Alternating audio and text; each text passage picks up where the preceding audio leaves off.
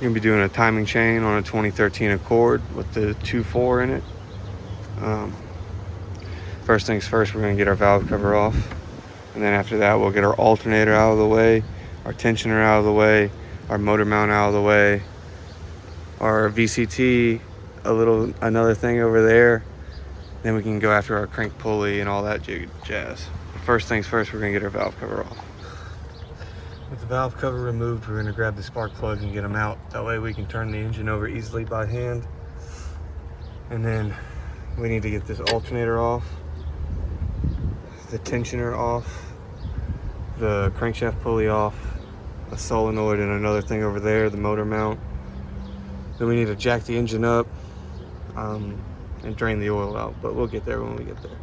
Got our engine jacked up. Now we're gonna take off our motor mount. So before we take the timing cover off, I went ahead and tried to line up the timing as best as I can. This timing belt is stretched,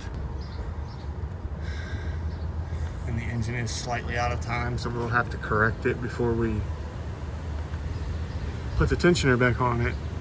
But right now, it's as close as I can get it. It's got both of the arrows facing up. The lines are slightly off. I don't know if you can see those. Those are supposed to be lined up. They're not. You can see it's slightly off, which is why the engine is running weird. Got our timing cover off. We're gonna go down there, take our tensioner off, all that stuff. We got the guide and the tensioner all removed. Now we're just gonna take the chain off.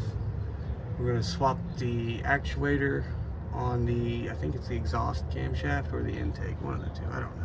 No, the intake shaft. And then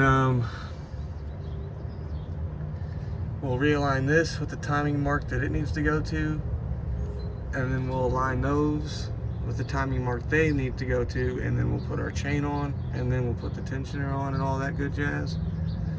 But we're gonna align everything first before we put any of this on. Simply because it's out of time already, so we're gonna have to retime it. Alright, as you can see there, that's lined up. It's lined up with the marks on the timing chain and on the sprockets. And then it's also lined up with this down here as well. So, with the timing chain tight and everything, I'm gonna spin the engine over twice by hand to make sure it completes 2 full revolutions without hitting anything, because this is an interference engine.